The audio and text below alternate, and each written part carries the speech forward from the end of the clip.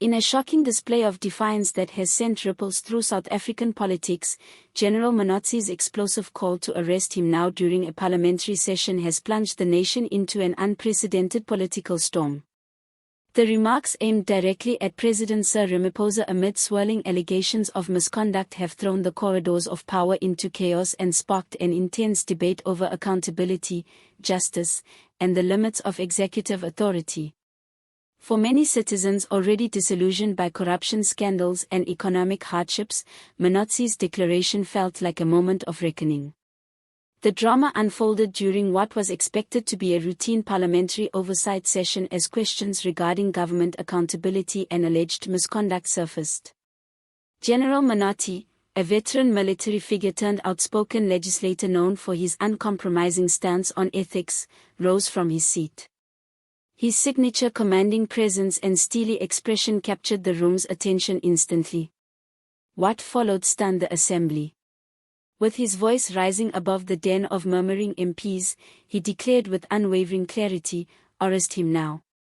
The chamber erupted instantly, and for a moment time seemed to stand still. Opposition MPs leaped to their feet, some shouting their agreement, and others demanding the president's immediate explanation.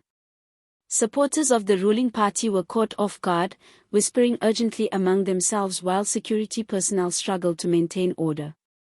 Several lawmakers banged on their desks in protest while others stared in silent disbelief.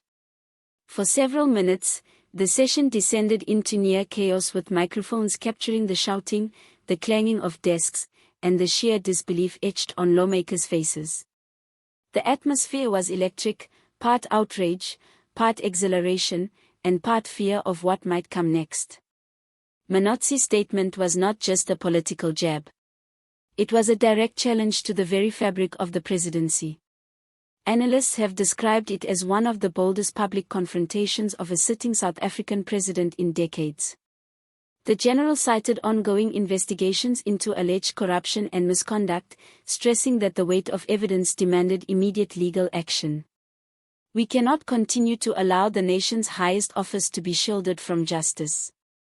The law must be applied equally to all," he thundered, his words echoing through the chamber and across the nation. The fallout was immediate and dramatic. Social media erupted within minutes as millions weighed in.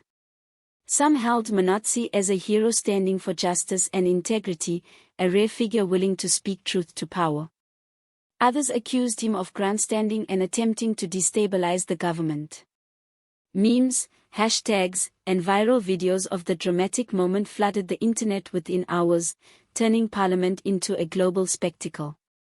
International news outlets picked up the story, highlighting the fragility of South Africa's political landscape and the growing public frustration with perceived corruption at the highest levels of government.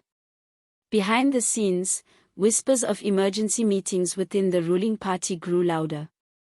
Sources close to the ANC leadership indicated a scramble to control the narrative, with senior officials reportedly convening behind closed doors to discuss strategy.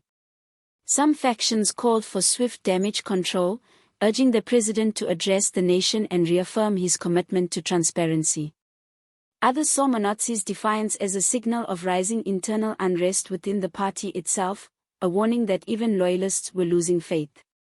Political analysts suggest this confrontation could be a watershed moment for South Africa. Legal experts have indicated that if the call for an immediate arrest gains traction, it could accelerate judicial proceedings against the president, potentially leading to a historic showdown between the executive branch and law enforcement authorities. Such a scenario would test the resilience of South Africa's democratic institutions like never before. However, others warn that a hasty move risks destabilizing the government, alienating investors, and plunging the country into a constitutional crisis if not carefully managed. The public response has been just as intense. Protests have erupted in major cities, with citizens demanding accountability, transparency, and immediate legal action.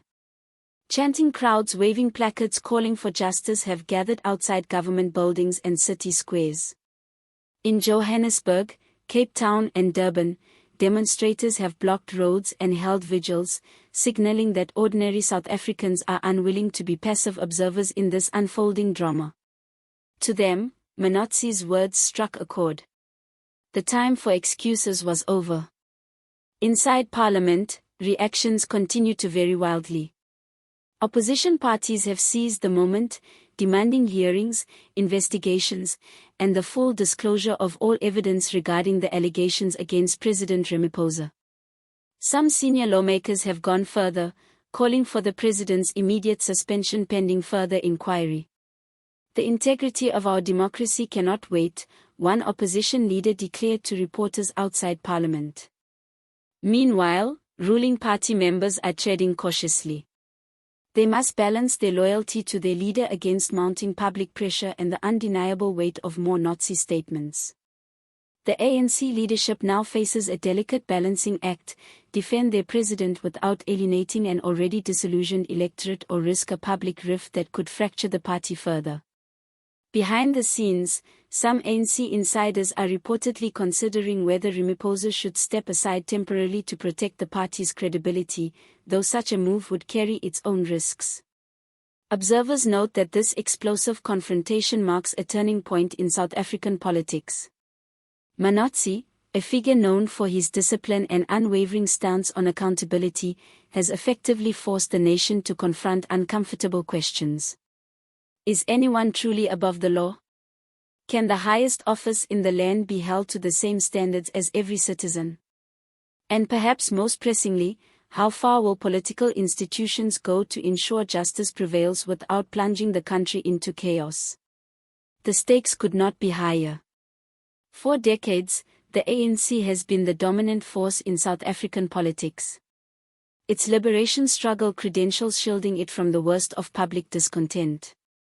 But now, with unemployment at record highs, rolling blackouts paralyzing the economy, and corruption scandals eroding public trust, even its most ardent supporters are questioning its moral authority. Manotsi's outburst has not only exposed these fractures, but amplified them on the national stage. As the nation waits with bated breath, one thing is certain. General Manotsi's words have not only shaken Parliament, but have ignited a political firestorm that will dominate headlines for weeks, if not months. Political commentators predict that the coming weeks will bring a flurry of parliamentary inquiries, televised debates, and potentially even court filings that could reshape South Africa's political future.